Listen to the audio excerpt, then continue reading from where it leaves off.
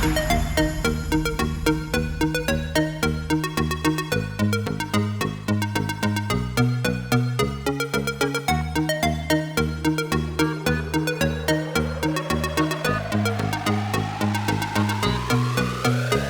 happening, guys?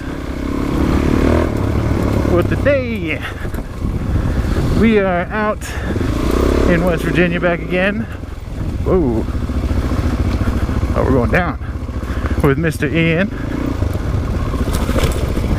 and Mr.Rich, and we are taking Canaan Loop Road, which apparently is a popular little spot. Well, not a popular little spot, but a popular off-road route. Oh, this is cool. That's an awesome little stream crossing. I bet you that son of a bitch gets deep.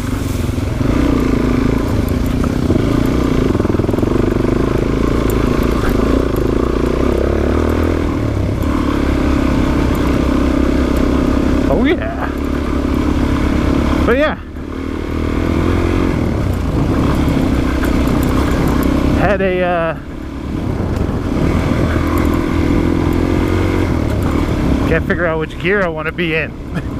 Rich has got a 50, or Ian's got a 50-tooth sprocket on the back of that thing. So his gearing is just way different than mine. So the speeds that he rides are always just a little bit off from where I need to be.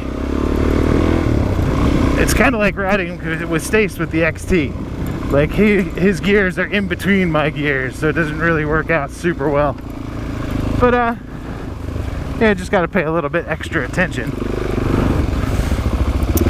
But yeah, as I was saying, had an excellent night last night at one of Rich's family's friends' places out in the middle of nowhere. I actually slept on this cool this cool outdoor bed. I brought a tent and an air mattress and I didn't need it. I'll show you a picture here. I don't know if I might have shown it to you yesterday, but anyway, it's freaking awesome, so I'll show it to you again. But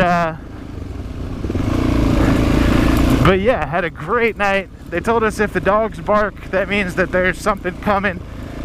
Mainly bears and stuff, and not mountain lions, but cougars or whatever. And the dogs barked all night. So CDS feller was sleeping with one eye open, but yeah, after a little while I got a good night's sleep. I gotta let him go a little bit. I need to be able to pick a line.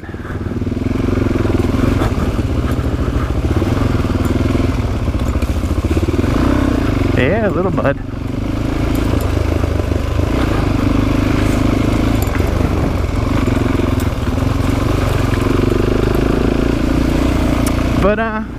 But yeah, today we're supposedly doing a 130-mile loop. We're already a couple 20-30 miles into it. But we hit one cool little section. I don't really think that it has a name, but there was a fire tower that we checked out. Didn't really go up it because hiking straight up steps in motorcycle boots, yeah, not super great, not super fun.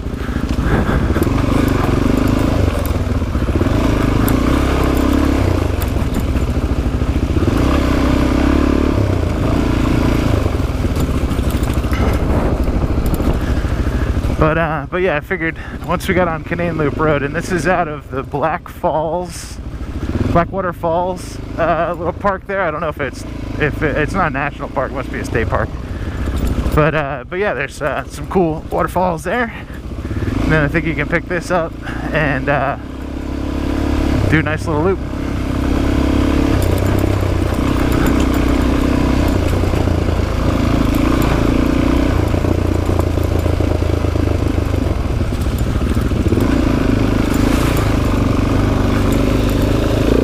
Of course, look at it, you hit it. And look what I did. I looked right at it and I hit it. Basic motorcycle skills, people. That's why I was telling everybody we're probably going to get back to our awful riding and bad storytelling. Because that's what we do here on this channel. Oh. But I wanted to tell you guys, I've had a little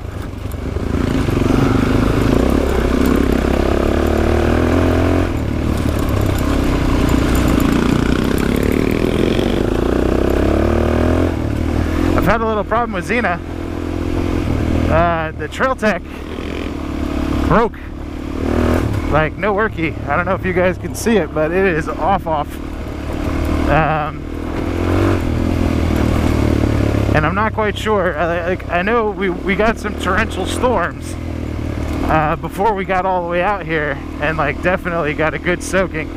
And I drove through that damn near tornado on the way out, and I'm assuming something happened where she got water inside of her. But we got back to camp last night, and Mr. Rich is like, "Hey, I don't know if you noticed, but you have no tail light."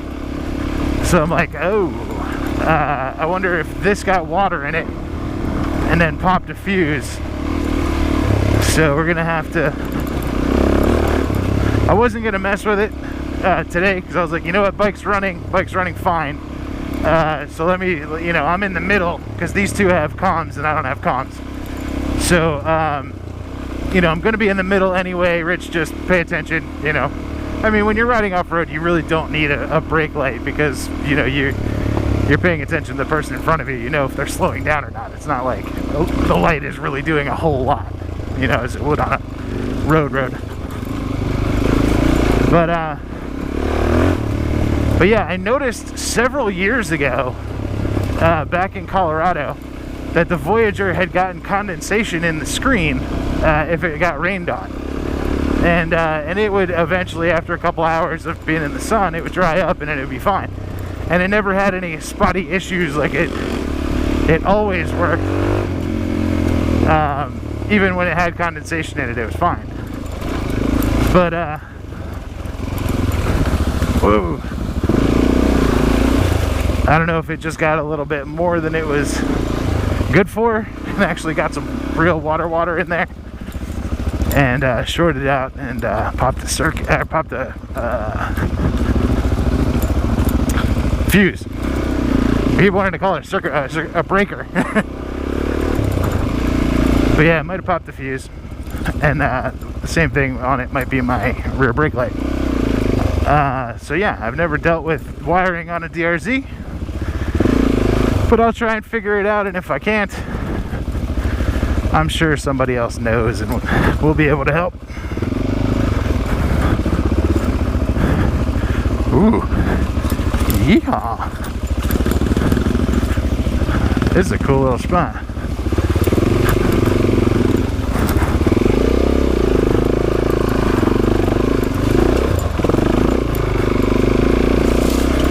Right up, no problem. Make sure Mr. Rich gets out of there. Oh yeah, no worries.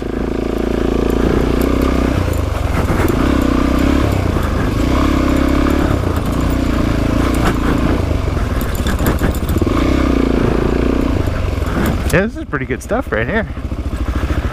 But they'll probably never watch it, but I want to say a huge thanks to our camp hosts. It's basically their house, and then they just built this like sweet little outdoor chill area that they've got.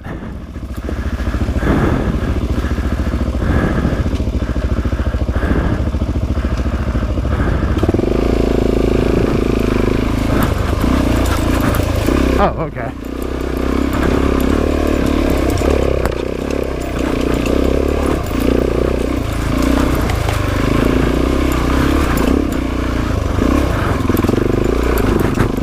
Right up and over.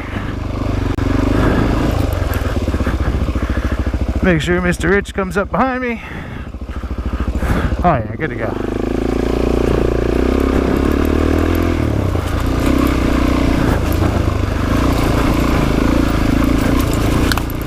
Whew.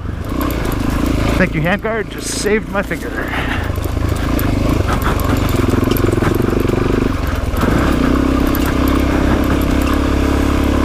But yeah, they've been excellent camp hosts, letting us use all their facilities and whatnot, and bathroom key.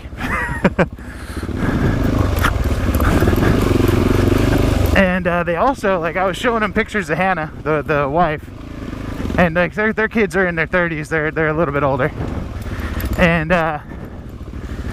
they were like, bring her out. She would love playing with our grandkids. So they've already invited me back out to camp with the wife. And uh-oh, stop me in the middle of a puddle.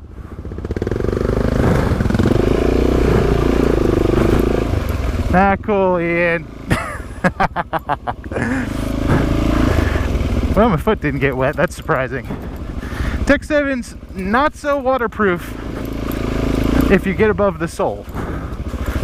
But that's not really an issue for me. It's never caused a problem or anything like that.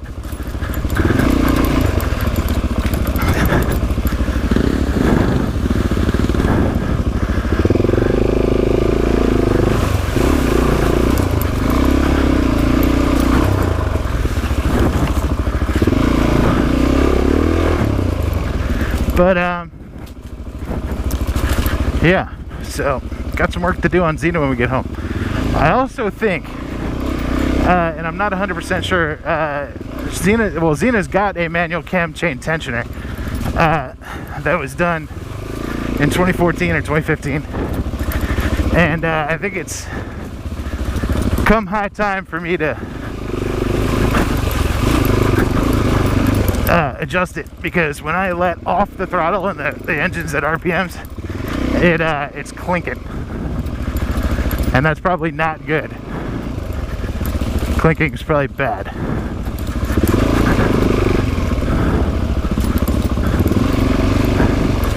Oh boy.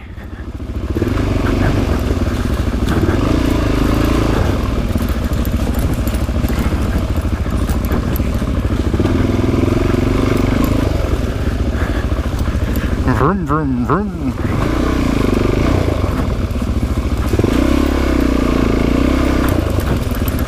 Giving that clutch a workout.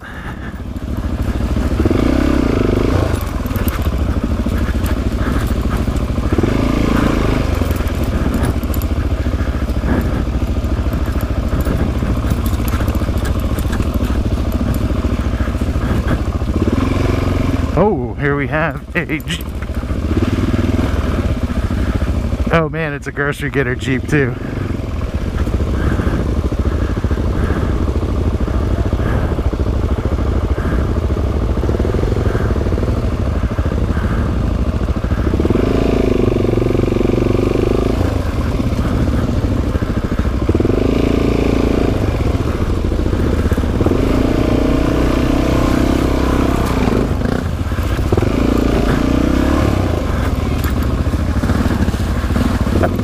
Hello.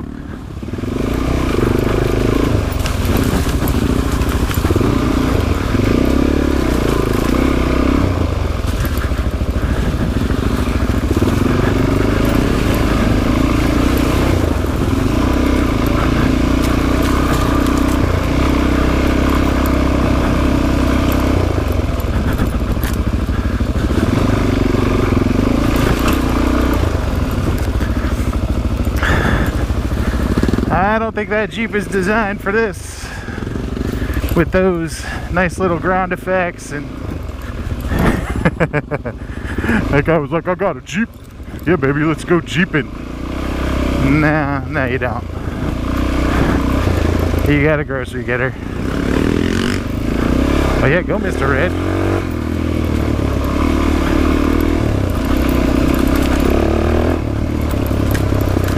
Get it. Get some of that airflow.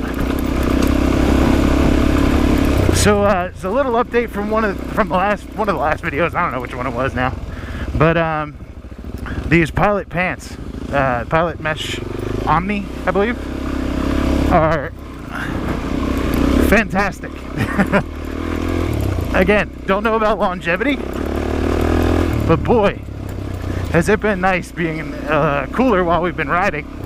And right about now is when I would tell you guys, like, air traffic control, what the temperature is and what altitude we're riding at. But yeah, can't tell you that because the Voyager, whole Voyager thing.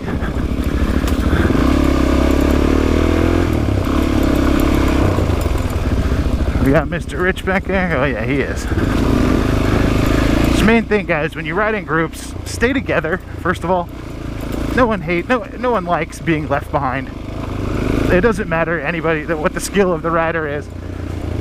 You know, if there's slower people or people that are new, you know, Mr. Ian's got a complex now because Mr. Rich and I kind of took off at the end of yesterday's ride just to have a little super fast brap. And Mr. Ian's now is like, I'm not fast enough, I'm sorry. You know, like, no, man, you ride extremely well, and it's better to learn slower because slower is harder.